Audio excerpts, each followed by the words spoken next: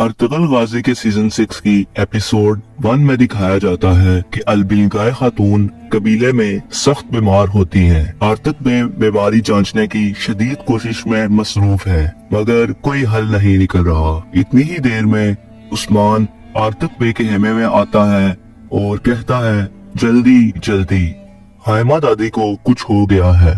और आर्तक बे उस्मान के साथ सरदारी के हेमे में चले जाते हैं। दूसरी तरफ अर्तुगरुल गाजी अपने सिपाहियों के साथ अपने बाबा सुलेमान शाह की कब्र पर दुआ मांग रहे होते हैं।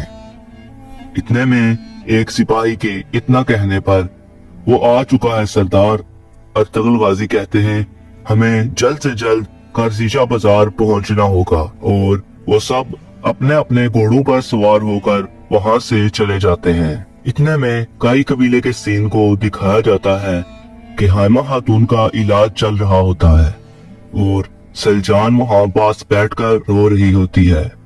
इतने में हाइमा खातून को होश आ जाती है और वो अर्तुगरुल का नाम पुकारती है। फिर वो दोबारा बेहोश हो जाती हैं। इतने में कबीले में शोर मच जाता है और एक सिपाही सरदारी के हेमे में आकर आर्तक बे से कहता है, तुंदार बे आए हैं। और थोड़ी ही देर बाद तुंदार बे हेमे के अंदर दाखिल हो जाते हैं और आर्तक बे उनको हाइमा खातून के बारे में बताते हैं। अपनी माँ की तबीयत की खबर सुनकर वो शिफाखाने जाने लगते हैं। शिफाखाना जाने के बाद उनकी हाइमा खातून से कुछ देर बात होती है और फिर वो जो के जंगल से गुजर रहे होते हैं और उनको एक शख्स मिल जाता है और अर्तुगरुल गाजी उस शख्स की गर्दन पर तलवार रख लेते हैं और कहते हैं, तुमने गद्दारी की जुर्रत कैसे की।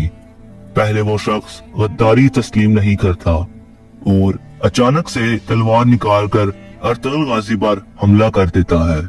इतने में सब सिपाही अर्तुगरुल गाजी के पास आ जाते हैं। फिर अर्तुगरुल गाजी उन्हें कहते हैं, रुक जाओ। और सब सिपाही वहां रुक जाते हैं।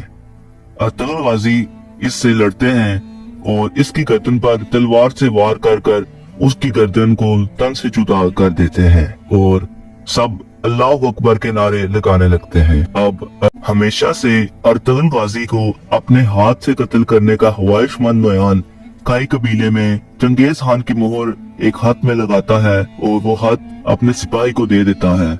और दूसरी जानिब काई कबीले में जिरगा बैठा होता है और तुंदार बे सरदारी का दावा करता है और सब सरदारान इसकी पेशकश को कबूल करने लगते हैं। इतने में नोयान को दिखाया जाता है जो कि महल के अंदर बैठा होता है। एक सिपाही आकर कहता है, नोयान बाहर हमारे सिपाहियों की लाशें आई हैं। कमांडर नोयान आता है और अपने सिपाहियों की लाशें देखकर आग बबूला हो जाता है। और एक सिपाही जिसकी सांसें अभी तक चल रही होती हैं, वो बताता है कि ये सब अर्तुगरुल का किया धरा है। उस सिपाही के इतना कहने के बाद नोयान एक चाकू निकालकर अपने सिपाही को गुद मार देता है और गुस्से से महल के अंदर चला जाता है और अपने वजीरों के साथ काई कबीले पर हमला करने का मंसूबा बनाने लगता है। इतने में एक वजीर कहता है, हुजूर वो बाजार में दाखिल हो गए हैं। नोयान अपने आप को एक काले लिबास में ढक लेता है और बाजार चला जाता है। बाजार में एक शख्स एक आदमी को मार रहा होता है और नोयान बाजार में दाखिल हो जाता है। थोड़ी ही देर बाद नोयान उस आदमी के पास पहुंचता है।